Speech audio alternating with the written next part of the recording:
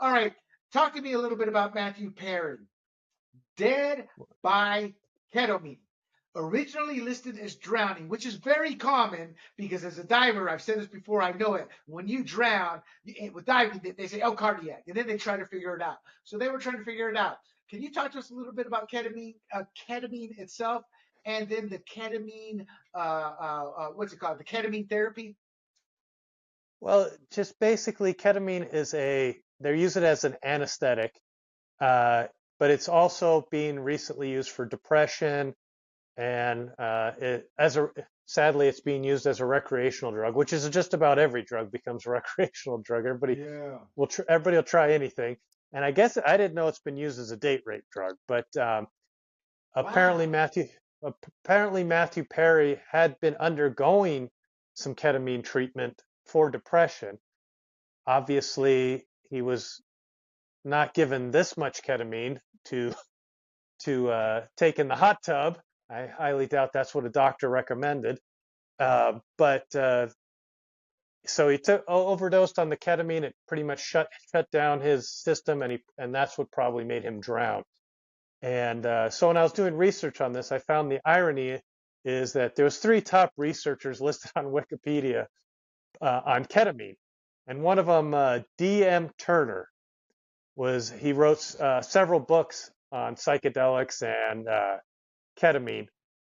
He died after injecting ketamine, and he drowned in a bathtub. So it's sort of Oh, this wow. is so it's sort of weird that one of the top three people previously on ketamine research died pretty much the exact same way that Matthew Perry did.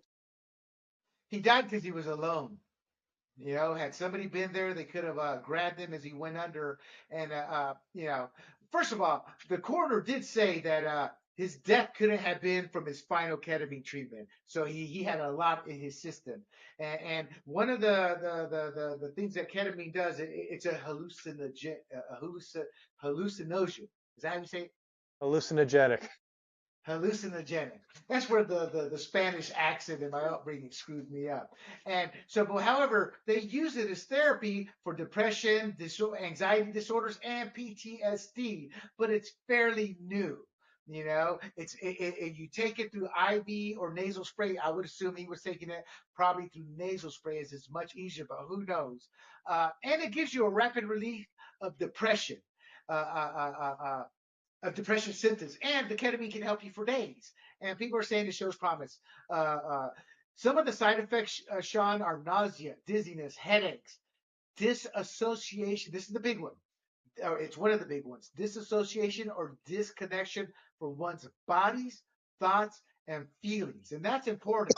Our psyches are connected to our bodies. When there's a disconnect, that's when bad things can happen. Obviously, you have increased blood pressure, heart rate, and vertigo. I suffer from vertigo. And during my period, in fact, I'm suffering from it now. I'm going to have to go to the doctor, and they're going to tell me they don't know. So I got some Sudafed. Hopefully, it's based off of water in my ear. But that can mess you up.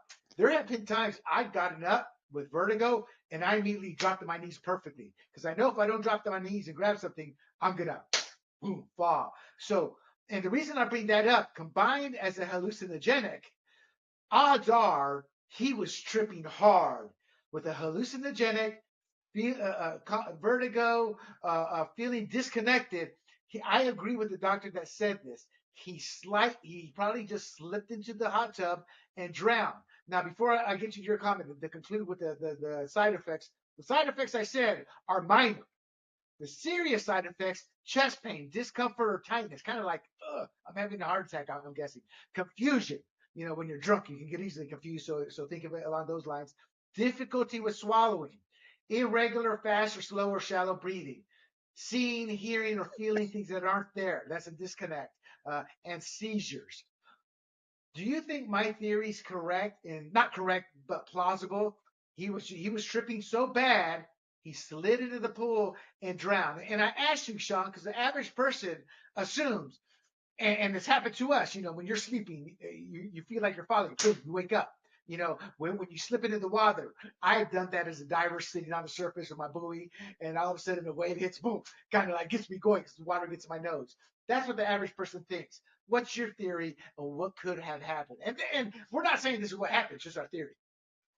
Well, from what I read on it, it says it's an anesthetic. It probably super relaxed him to the point of, maybe being unconscious, and then he slipped under the water, and because he's on the ketamine, he didn't wake up when he went under the water, and he drowned. I mean, I'll be the first to admit, when I had a hot tub, you have a couple drinks. There's times in there I was so relaxed, I was like, man, I feel so weak. I don't even know if I can crawl out of this hot tub. I'm so relaxed and tired. And that's just after, like, Oh, that's three or right. three or four drinks. So I mean, I can't imagine if ketamine is, I'm assuming, a lot stronger than alcohol. That's, yes, the ketamine didn't OD and kill him, but it relaxed him so much he just slipped under the water. And you know that's why they have warnings everywhere, like, don't drink and get in the hot tub. Well, don't do relaxing drugs and get in the hot tub either. Right, and for an analogy, it's like AIDS. You have the HIV virus in you, the AIDS virus, and that doesn't kill you. What kills you is you catch something because your autoimmune system's been destroyed by the HIV virus. So technically, on your death certificate, died from pneumonia or something, but it was the AIDS virus that precipitated and allowed that to happen. I'm going to end this segment here with a quote. This is a quote from Dr. Zaid Fadou, the medical director at Better You and an expert in medicine. And I want to give a hat tip to Cinema Blend, where I got this article. Doctor defends Matthew Perry's ketamine treatments following autopsy results. But this is kind of like to coincide with what Shawn is saying. His quote: I don't think it's fair to say he died from ketamine. If you use Xanax in a hot tub, you could drown. And if you are drunk in a hot tub, you could drown. In fact, if you're just in a hot tub for more than 30 minutes, you could have possibilities. That's why you see the warnings on hot tubs. So I don't know if it's really fair to say ketamine killed him. And the reason he's saying that, Shawn, is because he thinks it's a good therapy to use, and he feels people aren't going to want to do this, and providers may not want to do it either because of how viral this story has now become.